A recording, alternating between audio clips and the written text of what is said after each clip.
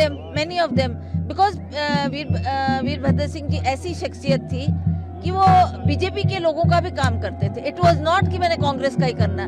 वो हर बार ये बोलते थे कि मैं प्रदेश का मुख्य हूँ और मैंने सबको एक नजर से देखना है, चाहे वो बीजेपी हो, चाहे कांग्रेस हो, चाहे अन्य लोग हो, गरीब हो, अमीर हो, सभी के लिए मैंने अपना दायित्व निभाना है, अपना काम करना है। तो वो लोग भी उनको उतना ही मानते थे और जहाँ जहाँ भी लोगों को लगा कि नहीं ये श्रद्धांजलि के तौर पे एक वोट जानी चाहिए, तो लोगों ने हमारे को हर पार्टी से उठकर भी वोट दिया है। अपार्ट फ्रॉम दिस, क्या ओपीएस और दूसरे इश्यूज, इन्फ्लेशन, अनएम्प्लॉयमेंट, क्या वो भी एक फैक्टर रहे विक्ट्री ऑफ द कांग्रेस है? मेजर फैक्टर्स, बिकॉज 5 साल लोगों ने मौका दिया, बीजेपी की सरकार बनी, जयराम ठाकुर जी उनके मुख्य बने और 5 सालों में ना तो महंगाई कम हुई, ना रोजगार प्रदान हुआ और ना ही लोगों की जो दुख और तकलीफ और समस्याएं थी उसके ऊपर सरकार ने कुछ किया।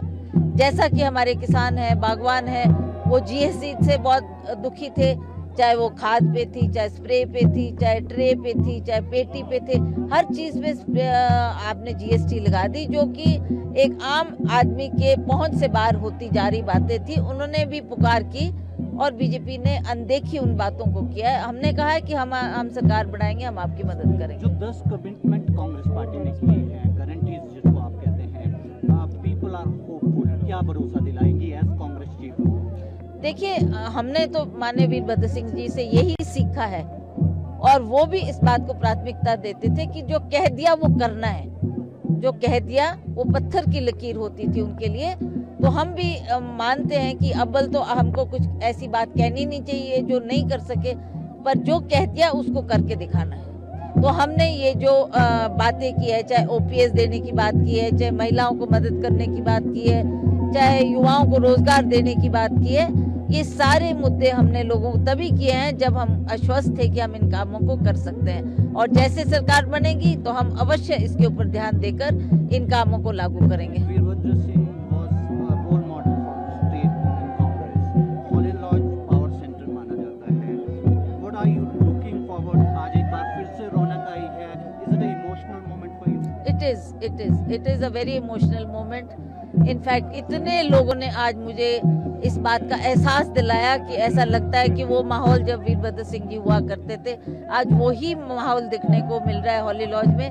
तो लोग बहुत खुश हैं और लोग उनको हर कदम पे याद कर रहे हैं। जिस तरह से लोग कह रहे हैं, लेजिस्लेटर्स कह रहे हैं, are you in prey of chief ministership in the state? अभी किस लेजिस्लेटर ने ऐसे बात कह दी? किसी ने नहीं कहा।